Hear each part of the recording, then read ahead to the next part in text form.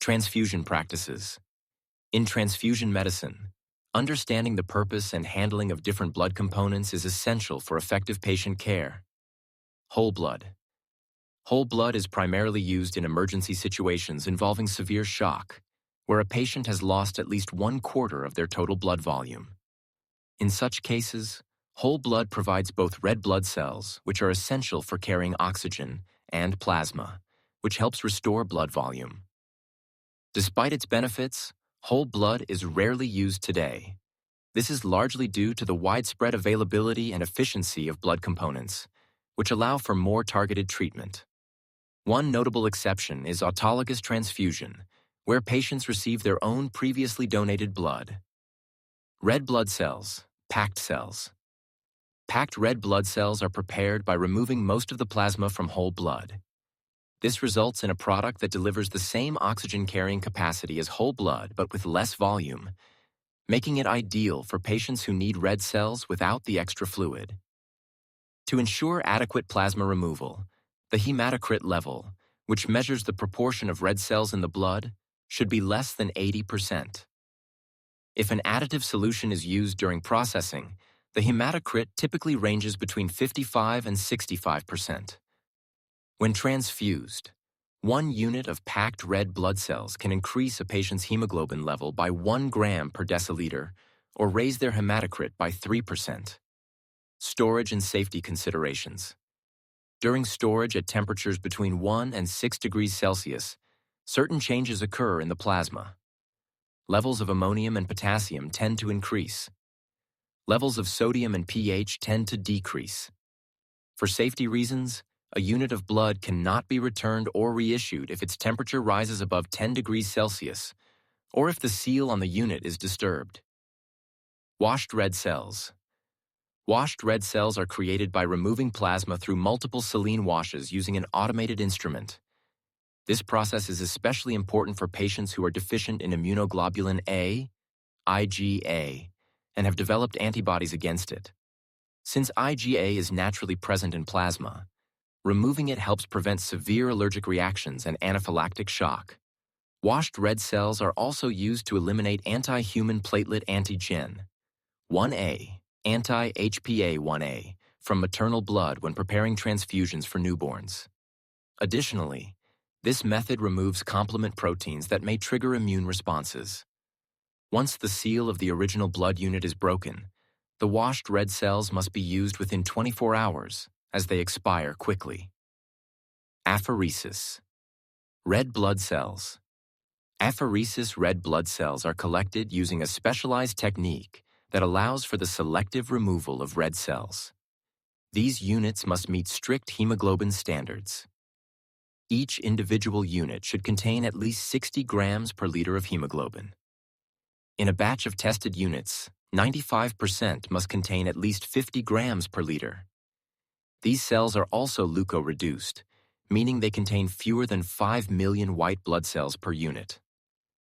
Additionally, the final hemoglobin concentration must be at least 51 grams per liter in individual units, at least 42.5 grams per liter in 95% of tested units. Leukocyte-reduced red cells. Leukocyte-reduced red cells are designed to reduce the risk of immune complications. During preparation, 85% of the red cells are retained, while the white blood cell count is reduced to fewer than 5 million cells per unit. This reduction helps prevent febrile non-hemolytic reactions, human leukocyte antigen, HLA, alloimmunization, and the transmission of cytomegalovirus, CMV. These cells are prepared either by filtration during processing or at the patient's bedside. They are especially beneficial for patients who experience repeated febrile reactions during transfusions. These reactions are often caused by cytokines released from white blood cells or by the patient's immune response to HLA or other leukocyte antigens. Frozen and deglycerolized red blood cells. Frozen red blood cells are preserved using a cryoprotective agent composed of 40% glycerol, which shields the cells from damage at extremely low temperatures. These cells are especially valuable for storing autologous units, blood donated for one's own future use, and rare blood types. These units can be stored for up to 10 years. Before transfusion, the cells must be thawed at 37 degrees Celsius, and the glycerol must be removed. After processing, the red cell recovery should be at least 80%.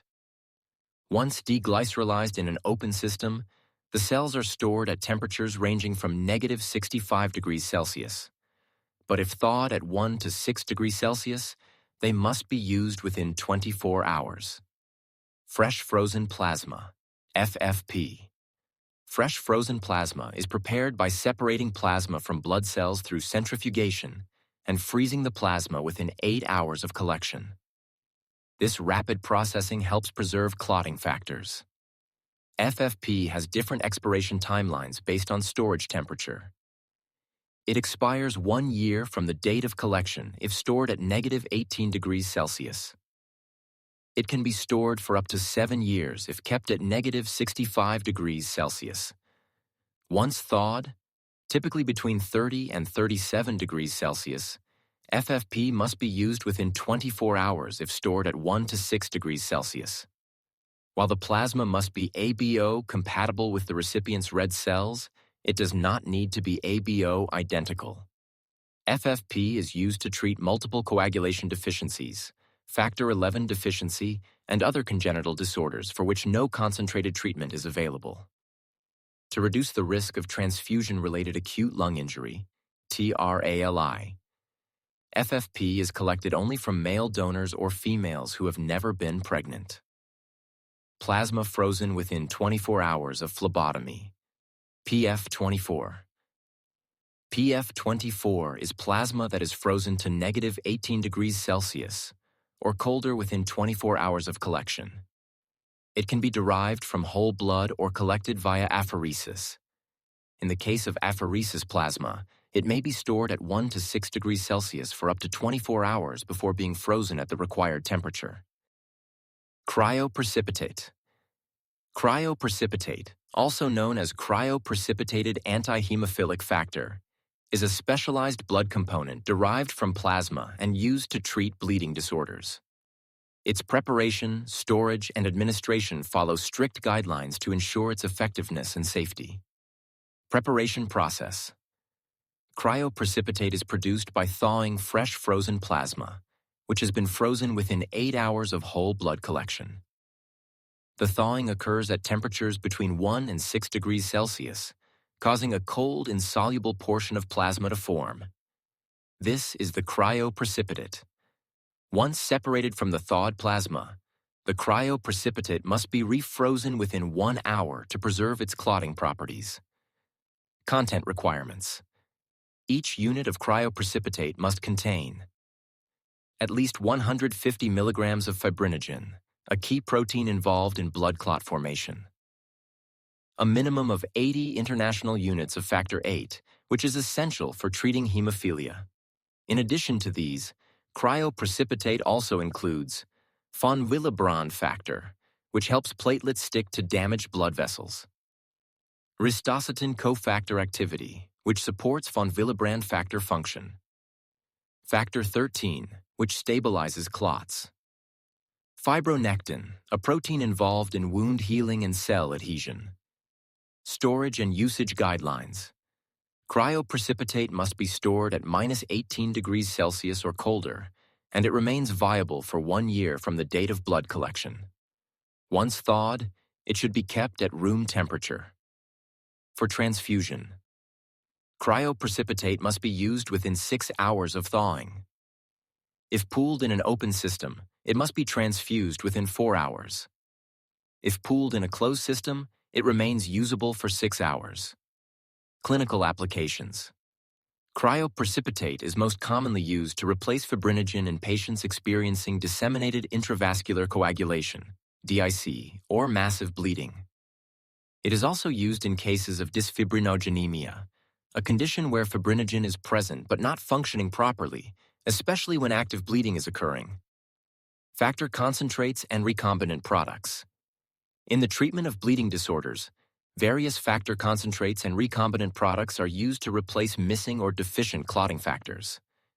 These therapies are tailored to the specific type and severity of the condition and they play a critical role in managing hemophilia and von Willebrand disease. Factor VIII. Concentrates.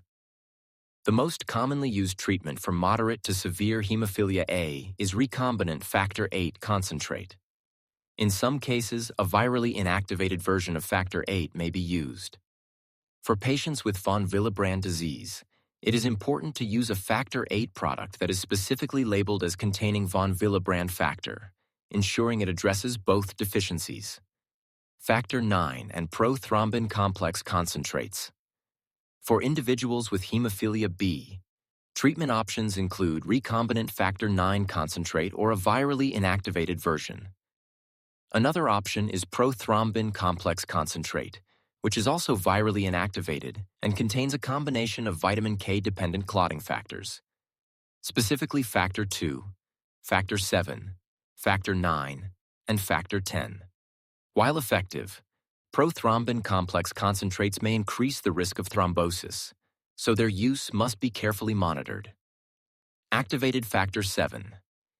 In patients with hemophilia A or B who have developed inhibitor antibodies, which interfere with standard treatments, recombinant activated factor VII is used.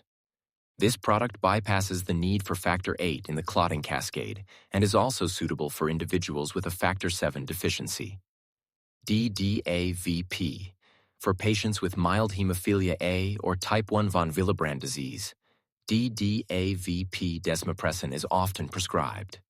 This medication works by increasing the levels of circulating factor VIII and von Willebrand factor, helping to improve clotting without the need for transfusion. Platelets and platelet apheresis. Platelets are essential for blood clotting and are used in transfusion therapy to treat or prevent bleeding in patients with low platelet counts or platelet dysfunction. They can be prepared from whole blood or collected directly through apheresis, a process that selectively removes platelets from the donor's blood. Clinical use and limitations. Platelets are primarily used in cases of severe thrombocytopenia, a dangerously low platelet count, and platelet dysfunction. Their prophylactic use, to prevent bleeding when platelet counts are low, remains controversial and depends on the patient's individual risk of bleeding. Platelet transfusions are contraindicated in conditions such as thrombotic thrombocytopenic purpura, TTP, immune thrombocytopenic purpura, ITP, heparin-induced thrombocytopenia, HI-T. Donors who have taken medications that impair platelet function, such as aspirin, within the past 48 hours should not be used as the sole source of platelets, especially for newborns or single-unit transfusions. Preparation process. When derived from whole blood, the blood is first stored at temperatures between 20 and 24 degrees Celsius before processing. The preparation involves a light centrifugation to separate red blood cells, a heavy centrifugation to concentrate platelets and white blood cells. The supernatant plasma is expressed into another bag for freezing as fresh frozen plasma. The remaining mixture of plasma, platelets, and white cells is used as the platelet product. Platelet refractoriness and transfusion response. Some patients may not respond as expected to platelet transfusions due to antibodies against HLA class I antigens or platelet-specific antigens, a condition known as platelet refractoriness. In an average-sized adult, transfusion effects are as follows. 1 unit of platelets can increase the platelet count by 5,000 to 10,000 per microliter.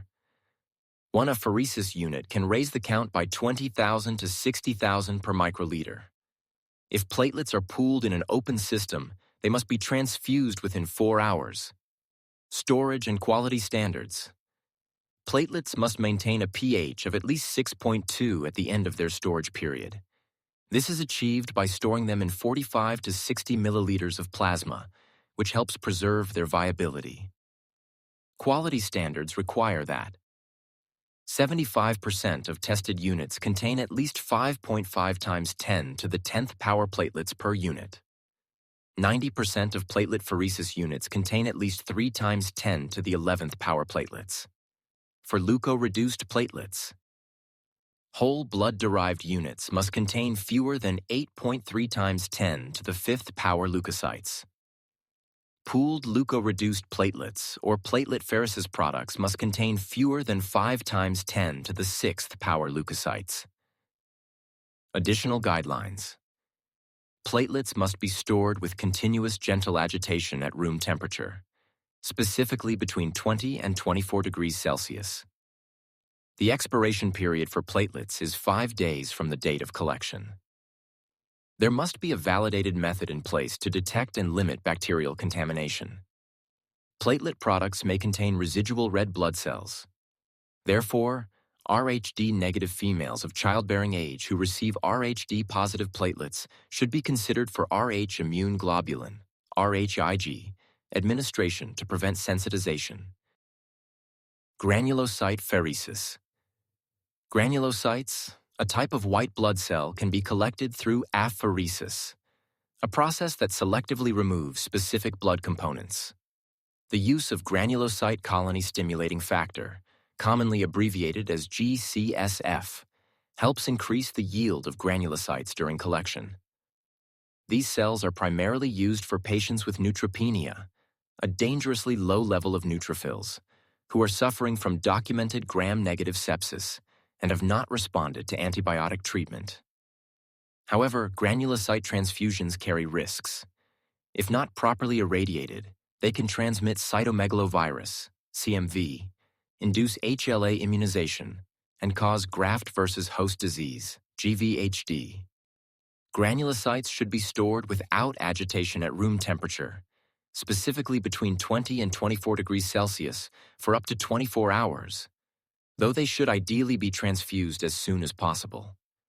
They must be ABO compatible with the recipient, and a cross-match is required if the product contains more than 2 milliliters of red blood cells.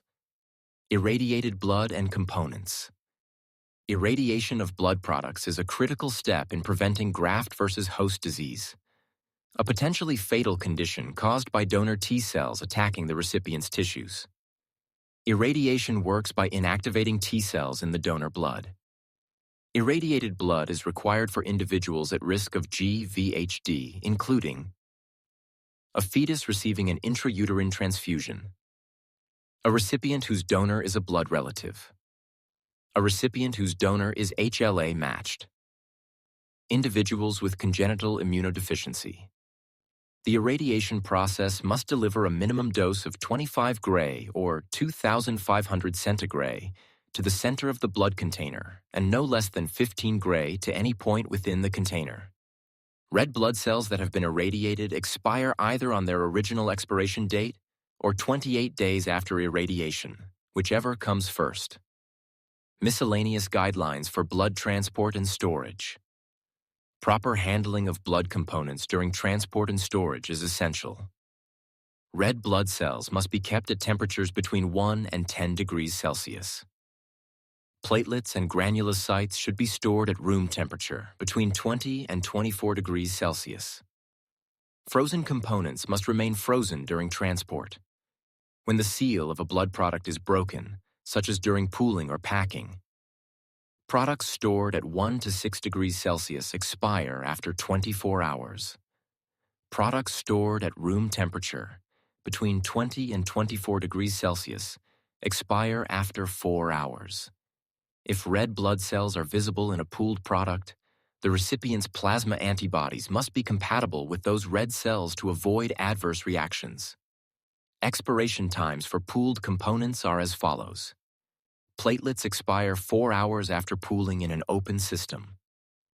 Cryoprecipitate expires 4 hours in an open system and 6 hours in a closed system.